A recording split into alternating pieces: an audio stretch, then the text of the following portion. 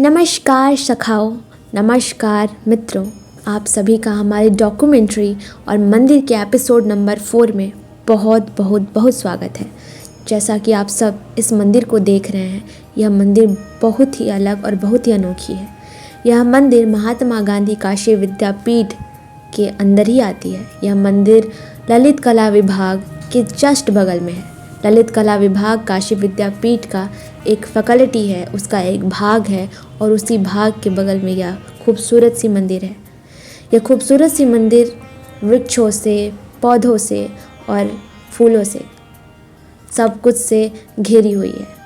जैसा कि आप सब इस वृक्ष को देख सकते हैं कि यह वृक्ष या हरियाली कितनी खूबसूरत और कितनी सुखमय लग रही है हमारे इस नयन को। तो हम अपने नयन से देख सकते हैं कि यहाँ पर रोपवे का काम चल रहा है और उन मज़दूरों का अटेंडेंस हो रहा है, जो कि बहुत ज़रूरी है।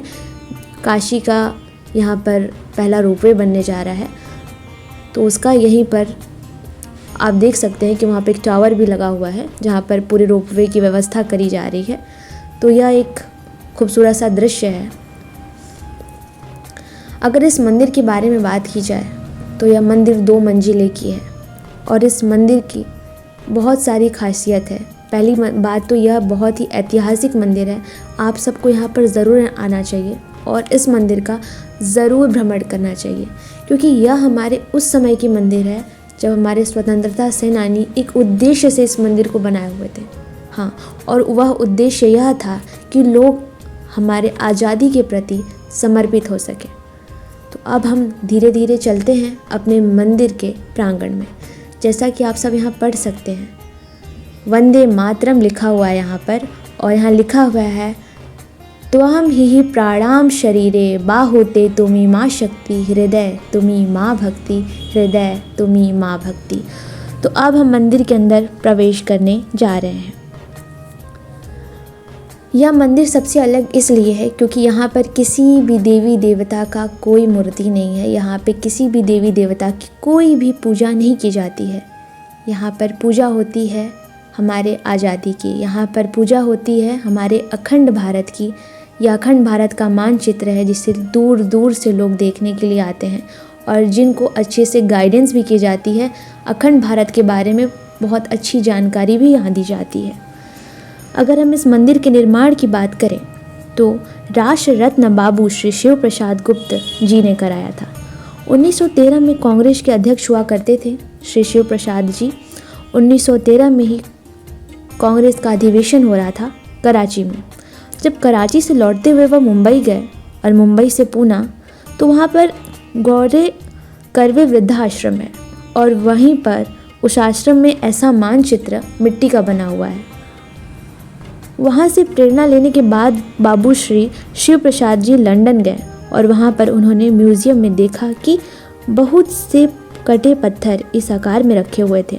तो वहाँ से आने के बाद अपने सहपाठियों से, अपने सगे संबंधियों से विचार विमर्श के बाद 1918 में इस मंदिर का निर्माण शुरू कराया।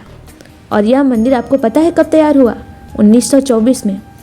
यह भव्य मंदिर, यह खूबसूरत मंदिर, यह ऐतिहासिक मंदिर 1924 में बनके तैयार हुआ।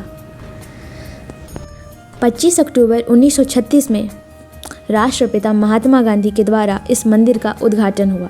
यह मंदिर 1917 के मैप के आधार पर बना है, इसलिए इसमें अफ़गानिस्तान, बलूचिस्तान, तिब्बत, बर्मा, बांग्लादेश, अन्य सभी देशों को दर्शाया गया है।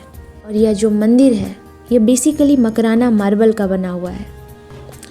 इसमें 762 पत्थर मकराना मार्बल लगे हुए हैं। अगर स्केल बाय स्केल समुद्र तल की गहराई से लेकर माउंट एवरेस्ट की ऊंचाई तक सब कुछ इसमें दर्शाया गया है। 1 इंच में 2000 फुट के हिसाब से समुद्र तल की गहराई है, उसी हिसाब से माउंट एवरेस्ट की ऊंचाई है। 450 पर्वतों की चोटियों को दर्शाया गया है, 2 बड़ी नदियों और 800 छोटी नदियों को दर्शाया गया है। इस मूर्ति को बनाने के लिए 30 लोग लगे थे, यानी इस मानचित्र को बनाने के लिए 30 लोग लगे हुए थे और इस खूबसूरत और ऐतिहासिक बिल्डिंग को बनाने के लिए 25 लोग लगे थे।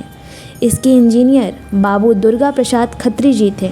और यह बहुत अनोखा मंदिर है क्योंकि जिस वक्त इसका निर्माण हुआ था उस वक्त हमारा भारत आज़ाद नहीं था। श्री शिव प्रसाद एक स्वतंत्रता सेनानी थे, इसलिए उन्होंने सब कुछ एक जगह, एक मंच पर लाने का प्रयत्न किया था। कहने का तात्पर्य यह है कि हम उस समय की बात कर रहे हैं जब धर्म और जाति, छुआछूत, इन सब की बहुत सारे चलन थे और इन सब को लोग बहुत मानते थे।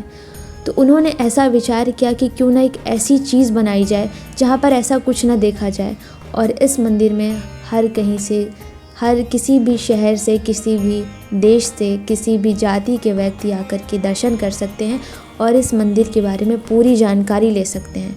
यहाँ पर आपको पूरी जानकारी दी जाती है। जब यहाँ उद्घाटन हुआ तो अन्य जगहों से 30,000 की जनसंख्या आई थी, जिसमें हमारे भारत के लौह पुरुष सरदार वल्लभ भाई पटेल, अब्दुल गफर, डॉक्टर भगवान दास और अधिक से अधिक क्रांतिकारी लोग यहाँ पर उस समय आए हुए थे।